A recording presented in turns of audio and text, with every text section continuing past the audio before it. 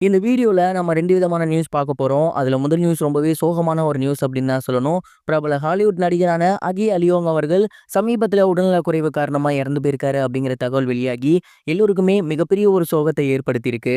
உலக சினிமா ரசிகர்களுக்கும் சரி, அதே மாரி ஆக்ஷன் ரசிகர்களுக்கும் சரி, அகி அலியோங் அவர்கள நல்லாவே தெரிஞ்சிருக்கும். ஏன்னா ப்ரூஸ் லீ அவர்களோட சேர்ந்து ஏகப்பட்ட படங்கள் நடிச்சிருக்காரு. இவரோட நடிப்புல வெளிவந்திருந்த படங்கள் எல்லாமே மிகப்பெரிய ஒரு ஹிட் அப்படின்னு தான் சொல்லணும். குறிப்பா சொல்லணும் அப்படின்னா, வி அப்படிங்கிற ஒரு படம் பண்ணியிருந்தாரு. த டவுன் பேமெண்ட் அப்படிங்கிற படம் பண்ணியிருந்தாரு. மேலும் மிஸ்ஸிங் ஆக்ஷன் அப்படிங்கிற ஒரு படம் பண்ணியிருந்தாரு. இந்த படங்கள் எல்லாமே இப்போ வரைக்கும் ரசிகர்கள் மத்தியில மிகப்பெரிய ஒரு பேர் பெற்றிருக்கு அப்படின்னு தான் சொல்லணும். தன்னோட வாழ்நாள் முழுக்க சிறுபான்மையினருக்கு மிகப்பெரிய அளவுல உரிமை கிடைக்கணும் அப்படின்னே சினிமால நடிச்சுக்கிட்டே அவங்களுக்கு மிகப்பெரிய அளவுல உதவி பண்ணிட்டு இருந்தாரு. சினிமாவுல ஒரு நடிகர் அப்படிங்கிறத தாண்டி சண்டை பயிற்சியாளர், பாடகர், எழுத்தாளர், தயாரிப்பாளர் அப்படின்னு மிக பெரும் பங்கு வகிச்சிருந்தாரு. மிக உலக புகழ்பெற்ற நடிகரான ப்ரூஸ் லீ அவர்களோட சேர்ந்து நடிச்ச பெருமை இவருக்கு இருக்கு.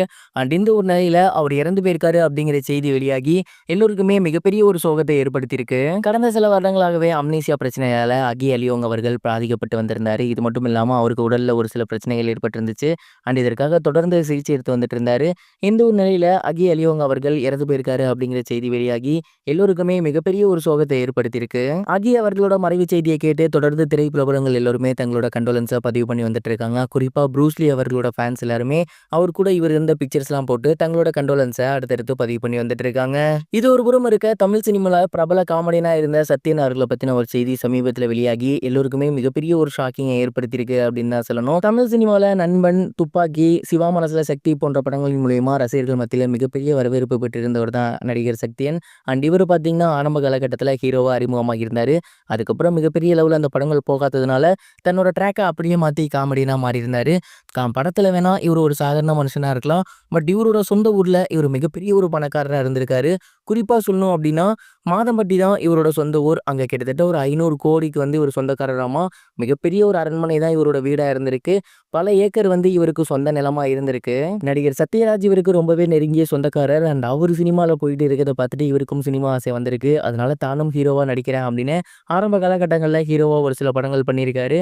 அந்த படங்கள் எதுவுமே மிகப்பெரிய அளவுல சரியா போகல. அண்ட் தொடர்ந்து அடுத்தடுத்த படங்கள் பண்ணியிருக்காரு. இதனால பார்த்தீங்கன்னா, அவரோட சொத்துக்கள் பாதி காலியாகியிருக்கு.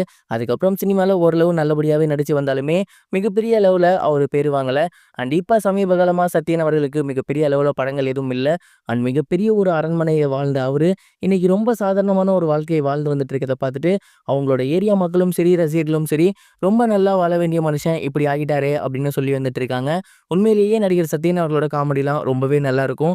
குறிப்பா துப்பாக்கியிலலாம் ரொம்ப ஷட்டிலாவும் இருக்கும். அந்த படத்துக்கு தேவையான மாதிரியும் இருக்கும்.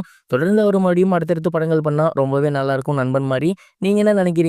மறக்காம கமெண்ட் பாக்ஸ்ல ஷேர் பண்ணுங்க. இதுவரைக்கும் கனெக்டிங் டிவிக்கு சப்ஸ்கிரைப் பண்ணனா மறக்காம சப்ஸ்கிரைப் பண்ணிக்கங்க. உடனடி அப்டேட்ஸ் பெறுவதற்கு நோட்டிஃபிகேஷன் பெல்லையும் கிளிக் பண்ணிக்கங்க.